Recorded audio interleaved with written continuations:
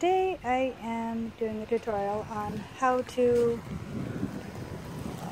get rid of the sun damage on your headlights. So this one I've already done. This one we're going to do right now. It's a little bit, so excuse me.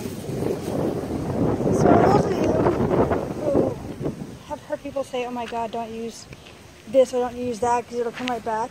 So will taking forever and sanding it.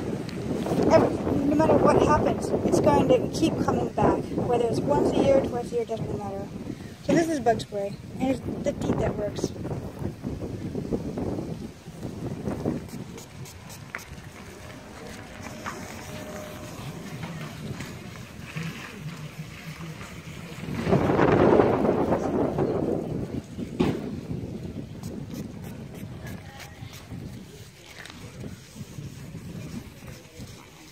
Sorry, it's hard to record this and wipe.